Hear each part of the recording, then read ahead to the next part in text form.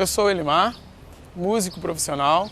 Venho deixar também uma mensagem nesse momento difícil de recuperação. A música, o som e a alegria que chegam aos nossos ouvidos nos motivam e sempre continuará nos motivando mediante a todas as circunstâncias que estivermos passando. E eu tenho certeza que no seu coração, durante esse período turbulento, uma canção ficou marcada. Então cante essa canção, transmita essa canção, passe essa mensagem de alegria, porque eu tenho certeza que alguém está precisando ouvir o seu som.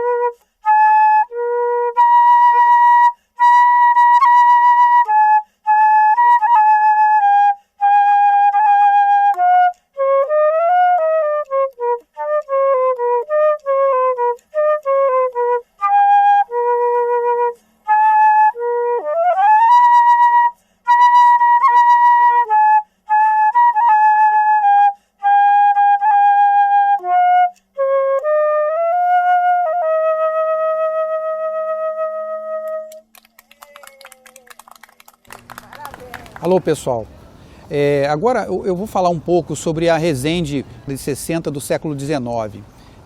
Uma Resende interessante porque nesse período Narcisa Amália vem para Resende em 1863 aos 11 anos de idade.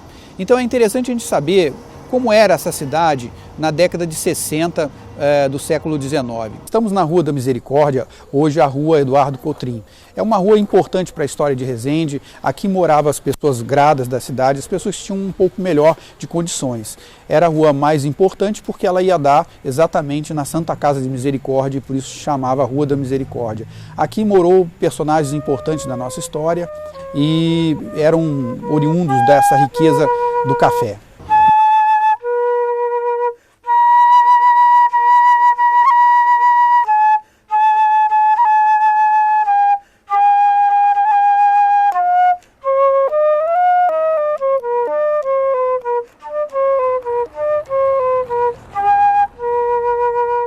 Uma cidade que já era vivida e pujante na estrutura cafeeira. Uma cidade que tinha as benesses de um clima tido como saudável para quem queria tratar de algumas doenças como a tuberculose que afligia muita gente. E esse é um dos motivos porque o pai da Narcisa Amália resolveu vir para Resende para se tratar da tuberculose. Olá pessoal, aqui no bairro Lavapés morou a família de Narcisa Amália, quando se transferiram para Resende em 1863. Ela morava aqui no bairro Lavapés com seu pai Jácome Campos e Narcisa Inácia, sua mãe. Ambos professores, e ela também foi professora na escola criada pelos pais aqui no bairro Lavapés.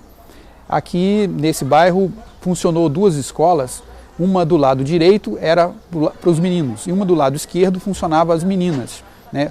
Escola essa onde Narcisa deu aula.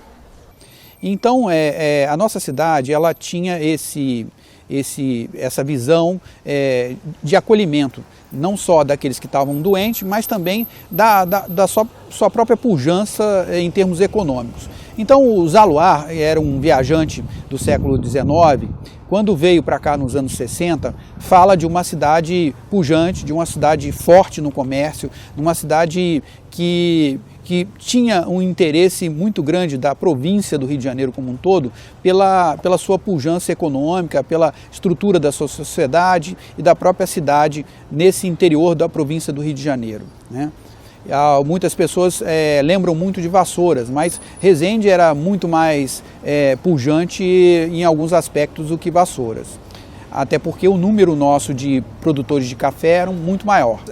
A cidade tinha uma Santa Casa, a cidade tinha uma igreja matriz fantástica, grande, uma das maiores da região, e a cidade tinha todo um aspecto de uma mini corte, né? Nós tínhamos um teatro e para frente, quando entra a década de 80, nós vamos ter um hipódromo. Quer dizer, a cidade era uma cidade pujante, mas no período de Narcisa, a cidade já chamava atenção porque era alvo de um ambiente cultural muito intenso e muito importante para o interior da província do Rio de Janeiro.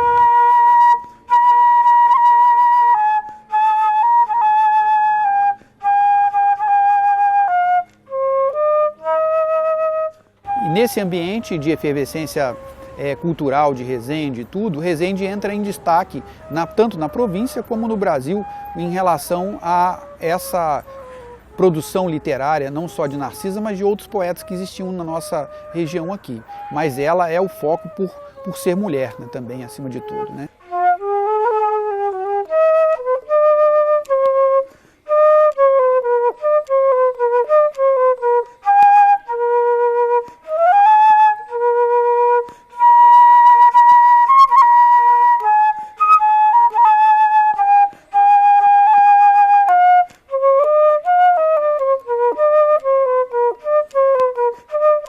O seu livro de poesias chamado Nebulosa. Esse é um livro cujo prefácio é feito por Ezequiel Freire e tem a crítica literária de um expoente da literatura brasileira, que é Machado de Assis, que tece grandes elogios à obra da poetisa Narcisa Amália. E nesse ambiente de efervescência cultural de Resende e tudo, Resende entra em destaque tanto na província como no Brasil em relação a essa produção literária, não só de Narcisa, mas de outros poetas que existiam na nossa região aqui. É um cenário bucólico e dessa rua e que foi retratado pelo Flávio Maia em seus desenhos e nas suas fotografias. Um bairro importante para a história de Resende e um bairro significativo para a história da literatura nacional. Nesta casa aqui atrás de mim morou a poetisa Narcisa Amália, uma figura importante para a literatura nacional, a primeira jornalista do Brasil e que viveu e morou nesta casa em Resende no século XIX. Em 1880, Narcisa Amália casa-se com Francisco Cleto da Rocha e vai ajudar ele na padaria das famílias na Rua da Misericórdia. Nesse ambiente de trabalho dela como padeira, né, e tudo, ela recebe em sua casa Luiz Murat, Raimundo Correia, Alfredo Sodré e inclusive a visita do imperador Dom Pedro II, que vem a Resende para conhecer Narcisa Amália. E aí ele é questionado por que Sua Majestade estava interessado em conhecer a padeira. E ele diz o seguinte, que ele veio aqui não interessado nos pães dessa padeira, mas sim nos pães espirituais dessa padeira, que era a sua obra e sua poesia. Isso é uma coisa que marca a Resende dos anos 80, né? Uma Resende que era pujante, uma Resende que já despontava no cenário nacional, tanto na produção cafeeira como na sua questão cultural e literária.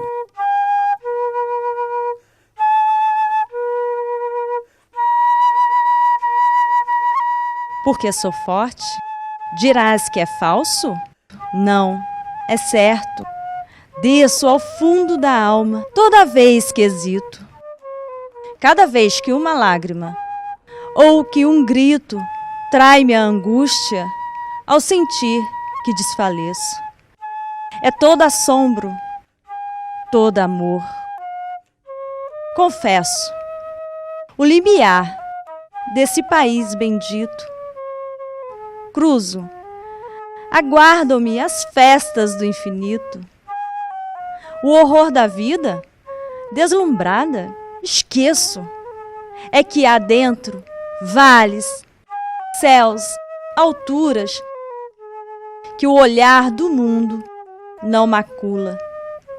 A terna lua, flores, queridas criaturas, e soa em cada moita, cada gruta, a sinfonia da paixão eterna. E eis-me, de novo, forte para a luta.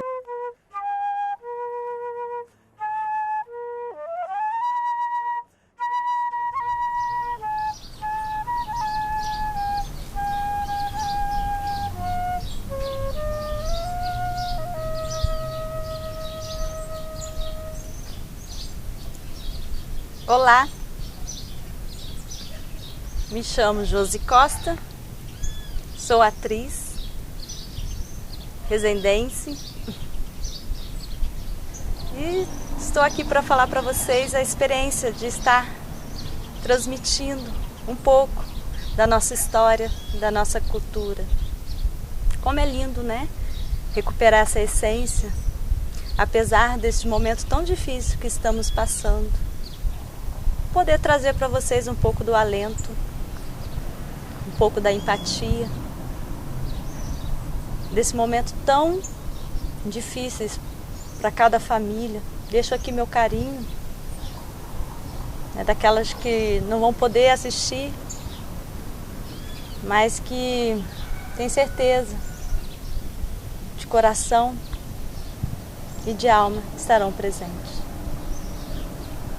Estou aqui representando Narcisa Amália, uma poeta considerada livre, lutadora pelos direitos, assim como hoje lutamos pela nossa liberdade de expressão, que fez tanta diferença neste momento. Trouxemos para você um pouco de cultura, de conhecimento, que vocês possam absorver isso tudo com muito carinho. Porque foi feito com muito amor, com muita dedicação. E é de coração que aqui eu agradeço.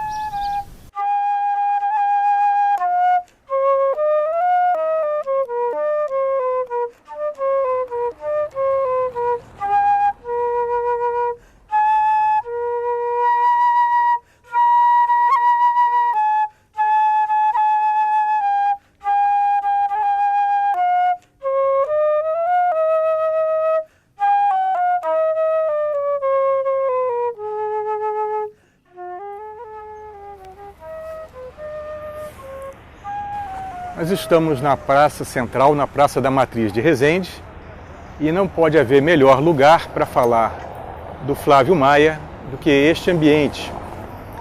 Esse ambiente ele tem uma espécie de triângulo cultural, que é a Igreja Matriz, a casa do João Maia, onde hoje é o Colégio Santa Ângela, a casa da Maria Benedita, Rainha do Café de Resende.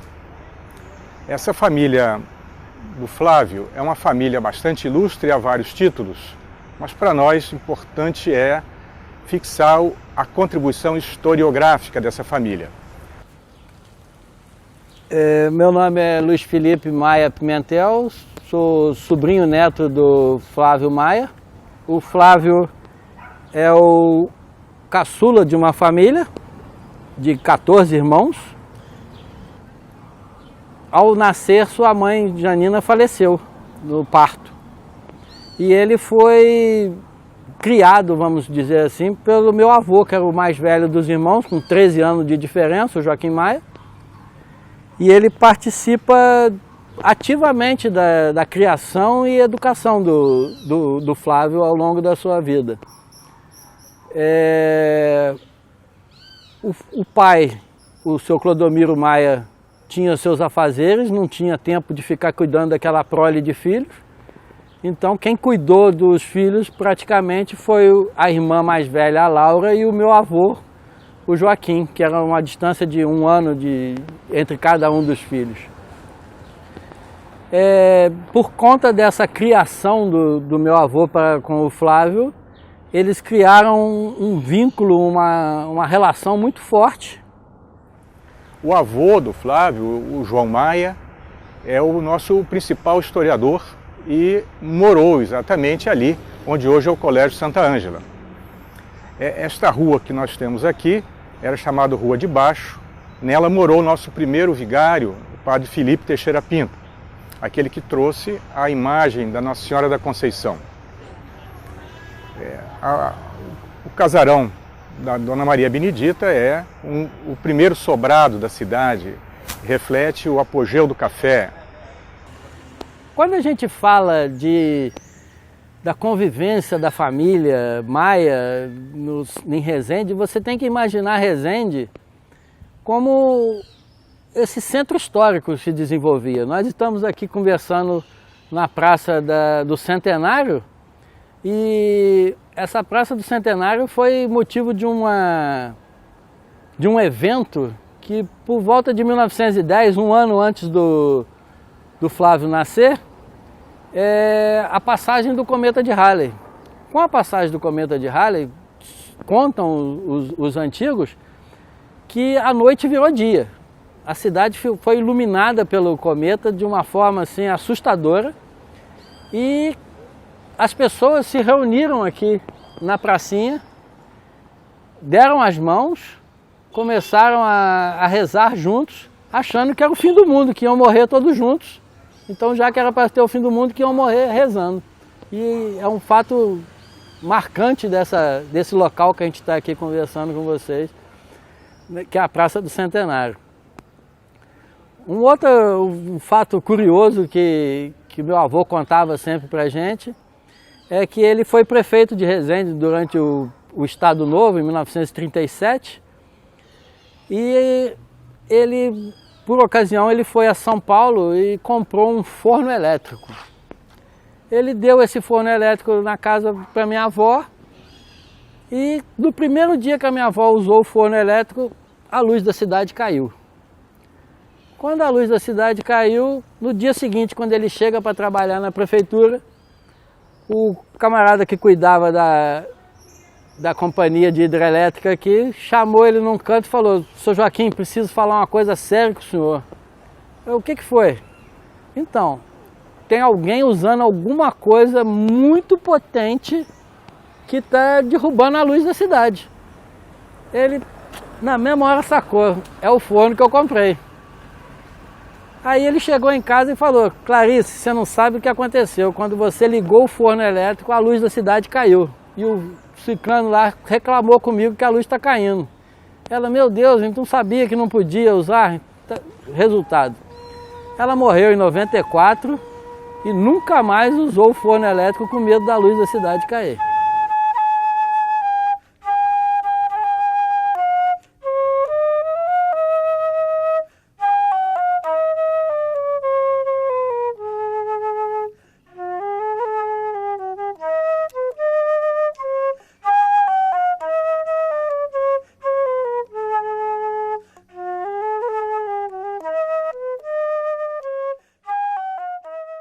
Se olharmos o Flávio Maia como o grande fotógrafo, historiador fotógrafo da cidade, nós podemos juntar todas essas peças e olhar a contribuição dele a partir da história cultural, a partir desta angulação que o Flávio nos deu, nos presenteou, a respeito de tudo isso que é nosso patrimônio nos dias de hoje.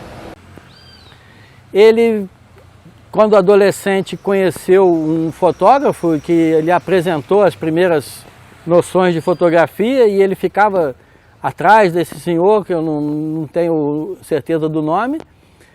E esse senhor um dia presenteou ele com uma câmera de fotografia, que foi a primeira câmera que ele teve, e ele passou a desenvolver a paixão pela fotografia.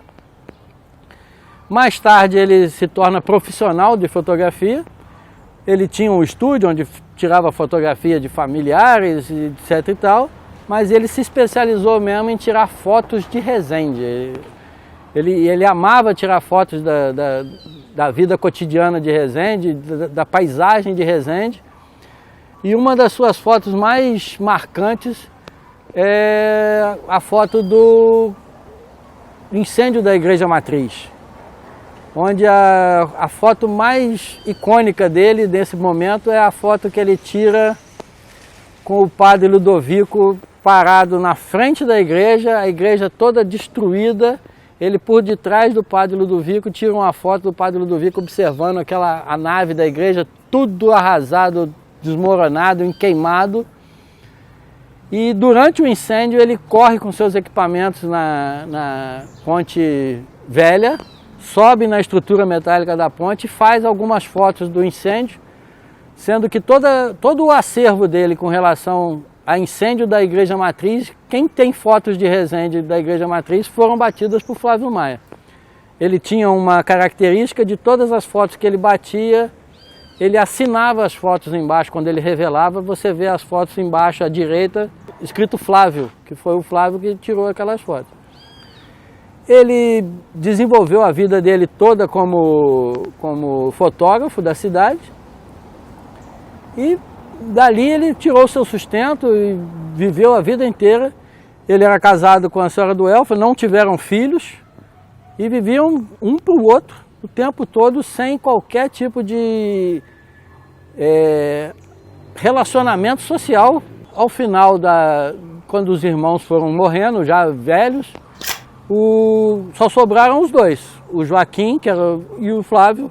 O Joaquim era 13 anos mais velho que o Flávio.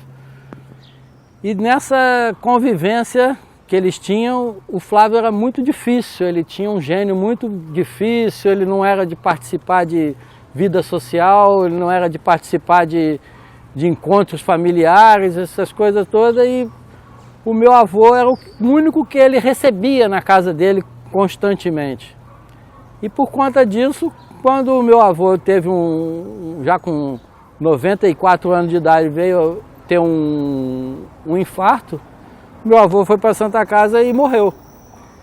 E eles estavam brigados nesse momento da morte do meu avô. Quando o Flávio fica sabendo da morte do irmão e eles terem, durante a vida deles, terem tanto relacionamento, e ele ter morrido sem ter feito uma despedida, o Flávio fica profundamente triste, desenvolve um processo de depressão, infarta também e morre uma semana, 10 dias depois que o meu avô morreu.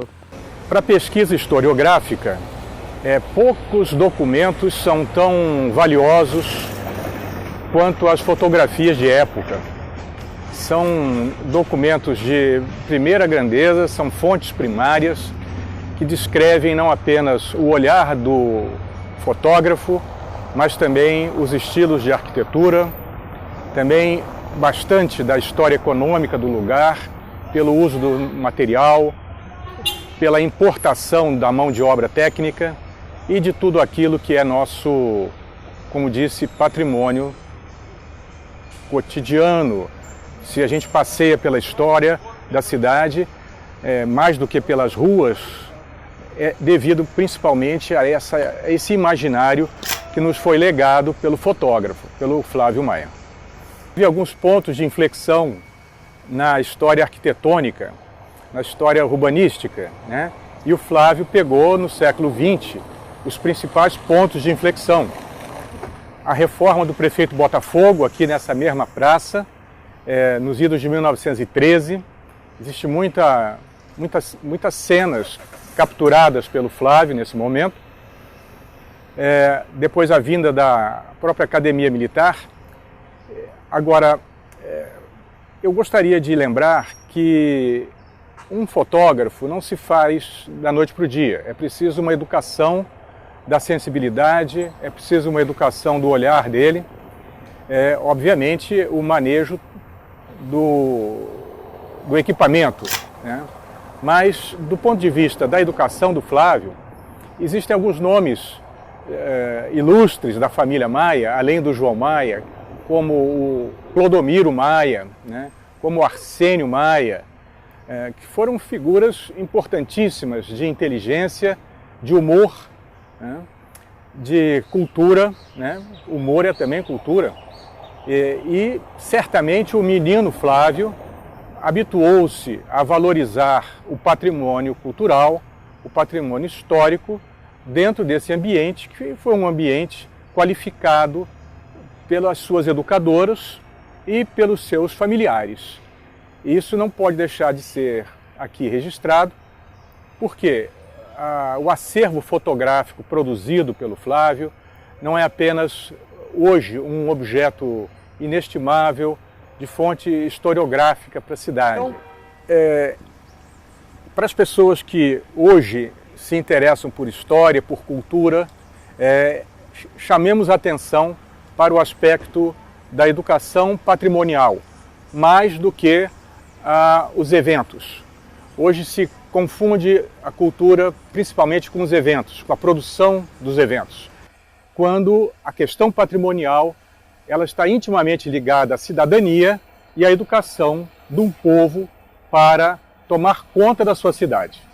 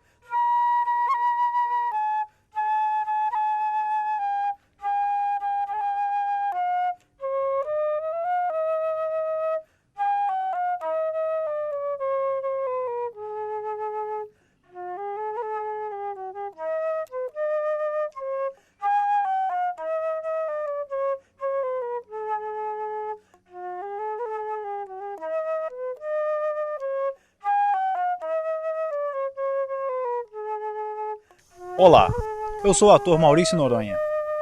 Gostaria de ressaltar para vocês a importância que o artista tem nesse momento difícil que estamos passando, como em tantos outros momentos durante a nossa história. O ator, o artista, o pequeno produtor de cultura, ele tem o papel de guardião da cultura nesse momento. Ele tentou estar mais próximo possível de você. Neste documentário, tentamos trazer para vocês a realidade de um tempo diferente, de um tempo passado, onde os conceitos eram outro, mas a humanidade era a mesma. É preciso conhecer a nossa história para saber de onde viemos e para onde queremos ir. Nós falamos de dois grandes personagens da história de Resende.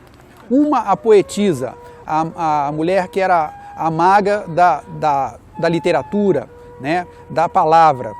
E, ao mesmo tempo, nós também falamos, dentro desse contexto, anos à frente, um pouquinho, daquele que foi o mestre, né, o poeta da imagem, que é Flávio Maia, que retratou poeticamente a nossa cidade e é a memória viva da Resende do século XX